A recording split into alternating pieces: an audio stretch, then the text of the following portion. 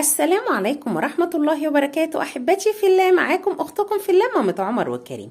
النهاردة إن شاء الله هنعمل مع بعض طريقة عمل لقمة القاضي أو الزلابية بطريقة سهلة جدا وبطريقة جميلة جدا، إن شاء الله هتعجبكم.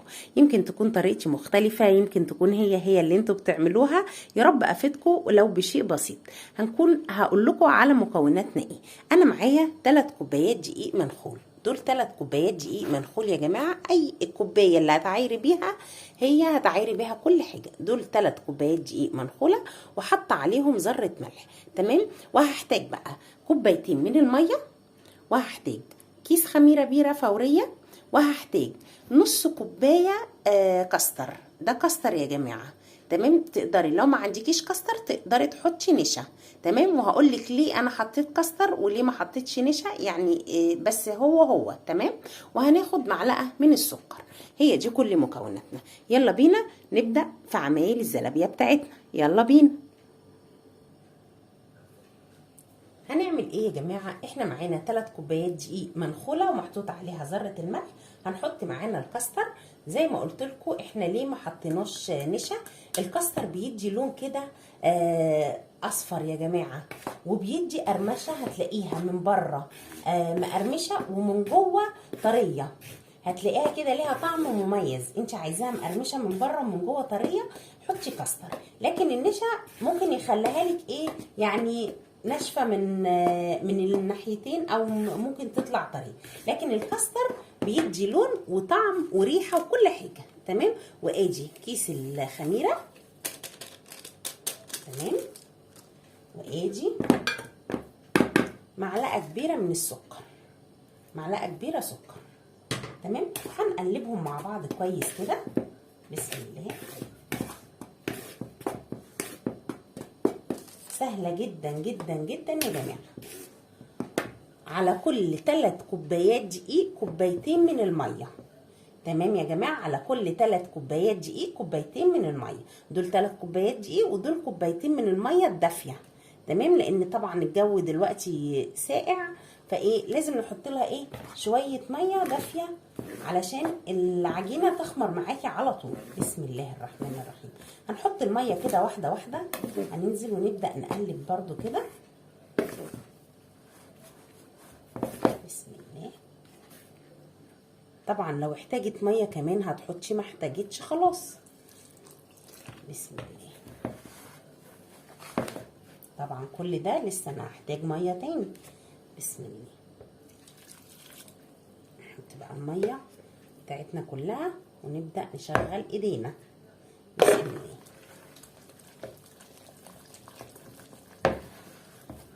بصوا لون العجينه بدأ يصفر كده شويه ازاي. بصوا ده من الكاستر يا جماعه. بسم الله. طبعا نفك التكتلات كلها اللي فيها. عايزه عجينه سايله خالص، ما يكونش فيها تكتلات ولا اي حاجه خالص.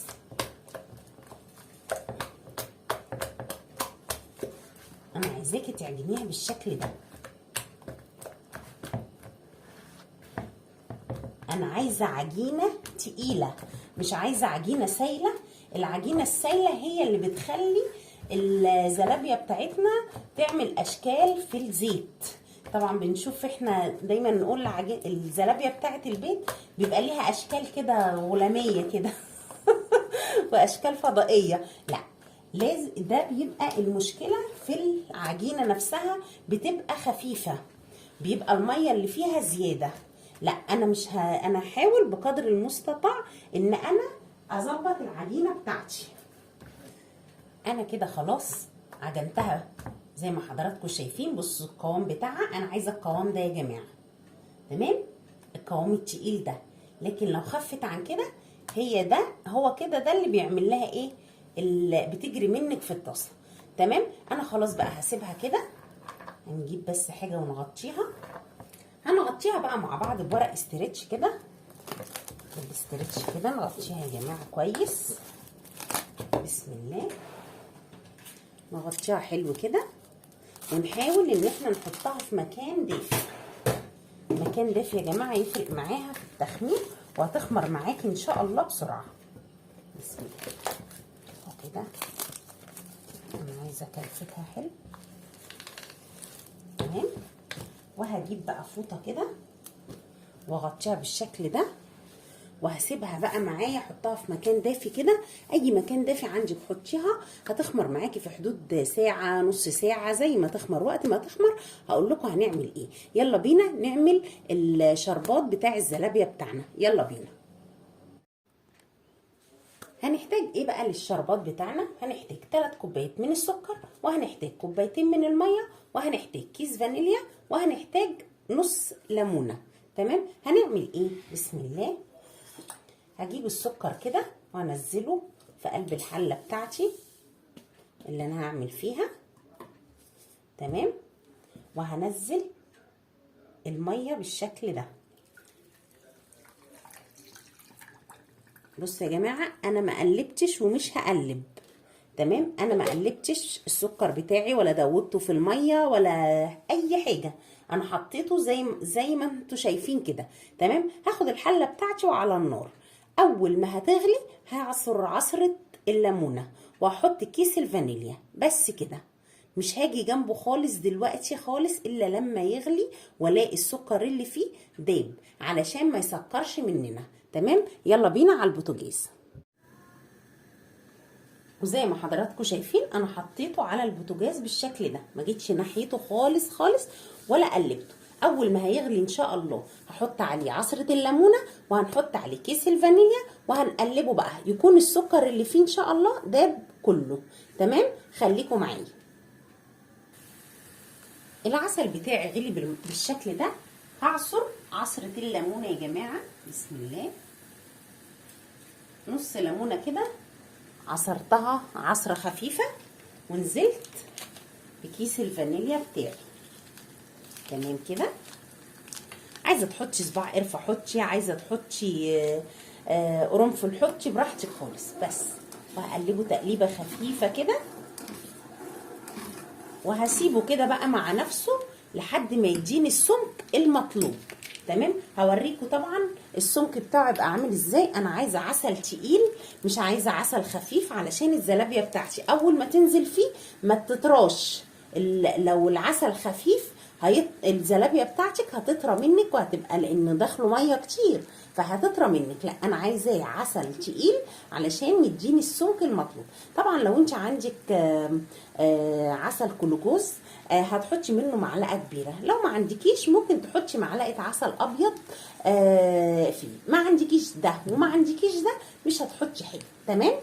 انا هسيبه بقى كده لحد ما يديني القوام المطلوب، وهرجع لكم تاني.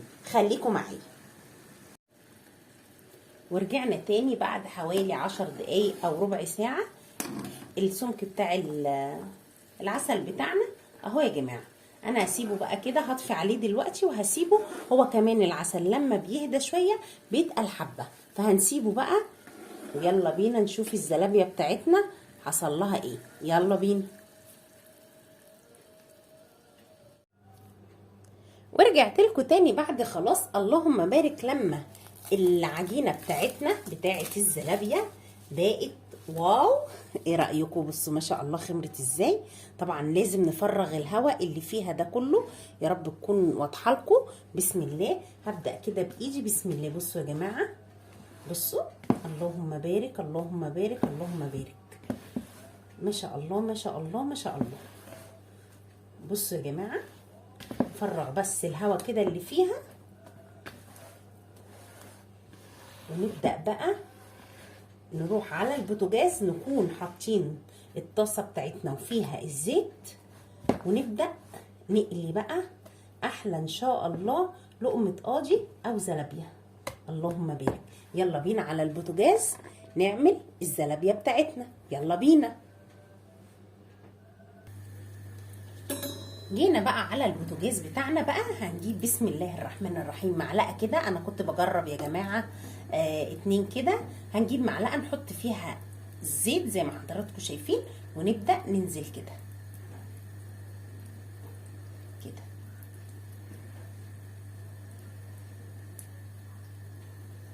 لو لقينا المعلقه بتلزق نحط فيها زيت تاني، ونبدا برضو نشكل. تمام. ايه رايكم يا جماعه؟ المعلقه لما بيبقى فيها بقايا من الزلابيه بتعصلك شويه. بسم الله. بصوا يا جماعه، اللهم بارك. بصوا عامله ازاي، جميله جميله جميله.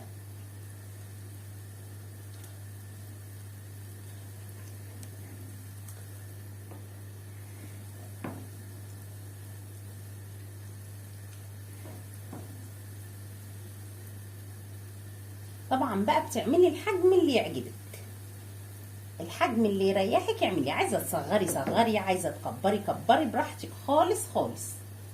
تمام. بصوا ايه رايكم يا جماعه؟ روعه روعه روعه. على قد ما بنقدر مش عامله الاشكال اللي كنا بنشوفها ايام زمان. دلوقتي ما شاء الله، بصوا ما شاء الله ما شاء الله ما شاء الله، برضو طالعه مدوره الى حد ما. ايه رايكم؟ انا بس المشكله معايا ان هي ايه، المعلقه هي اللي بتلزق، لكن اللهم بارك العجينه بتاعتي حلوه قوي قوي قوي بجد. العجينه بجد تحفه. انا عايزه بقى اعملها معاكم يا جماعه بطريقتين. بمعنى في ناس تقولك اللي بيخليها مقرمشه ان انت بتديها وشين، وفي ناس تقولك يعني اول ما بتصفر كده بنروح مطلعينها ونسيبها تهدى وبعدين نروح حاطينها في الطاسه مره كمان. وفي ناس تقولك لا عادي، افضل كده اعملها وحمرها وخلص كله، وبعدين احط في العسل بتاعها وكده يبقى تمام. فانا عايزه اعمل معاكم الاتنين، يعني انا هعمل معاكم حبه واطلعهم وهم لسه صافرين، وهعمل معاكم حبه هسيبهم يستووا خالص واحطهم في العسل. يعني اطلعهم وهم صافرين، يعني هديها وشين، وحبه هسيبهم لحد ما يتحمروا خالص. تمام. وهقول لكم بكل صدق وامانه انهي فيهم الاحسن، ماشي؟ علشان يبقى اسمنا جربنا الاتنين. في عندنا وز وبطه اهو. عشان اعلم نور الوزه والبطه اهي، في وزايه وفي بطايه اهي. بس صدقوني والله يا جماعه انا اللي بس مش شاطره في حته التقطيع، لكن هي اللهم بارك اللهم بارك ما شاء الله اللهم بارك. بصوا اهي برضه مدور كتير ازاي. كنا زمان لا بنشوف اشكال رهيبه يعني، انما دلوقتي اللهم بارك بقينا نعملها حلو خالص خالص خالص. ربنا يحسن ما بين ايدينا جميعا يا جماعه. طبعا لازم طول ما انت واقفه تقلبي فيها علشان مش عايزينها تحمر من ناحيه وناحيه لا. تمام. نفضل نقلب فيها كده شويه كده وشويه كده. طبعا النار بتاعتنا تكون نار متوسطه علشان ما تتحرقش مننا. تمام يا حبايبي. انا هفضل اقلب معاكم كده علشان تديني اللون اللي انا عايزاه.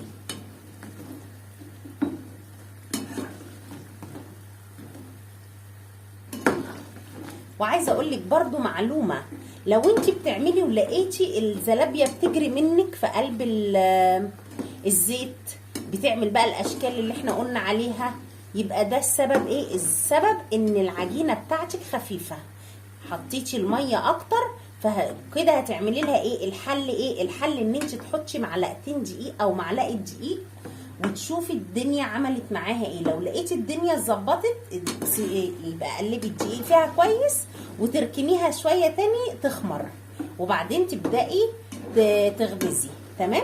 عرفنا كده تقدري يعني تشكليها بقى تاني وترجعيها تاني على البوتاجاز. انا الاتنين دول اللي حطيتهم في الاول خالص ارفعهم عشان ايه احمروا.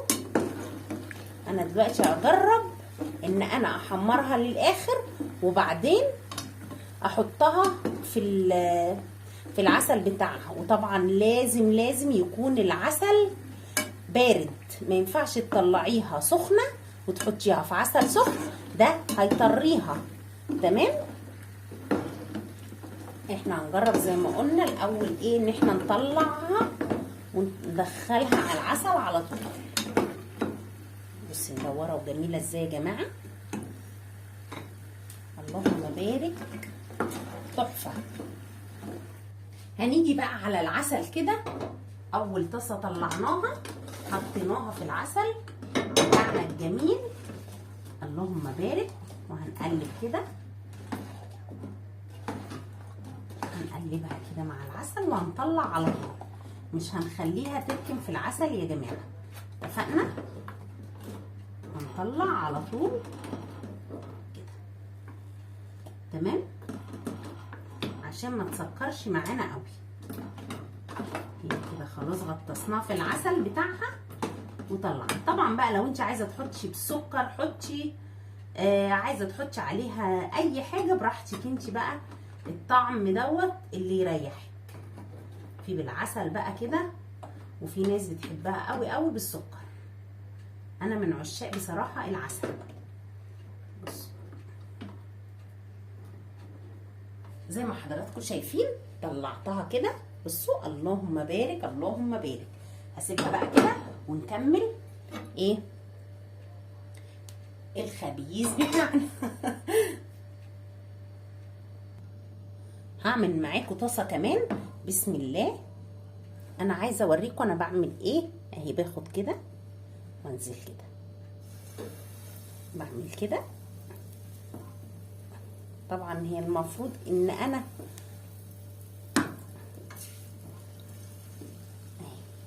باخد كده وكده. المشكله زي ما بقول لكم ان انا المعلقه لما بيبقى فيها عجينه هي اللي بتخليها تعمل كده.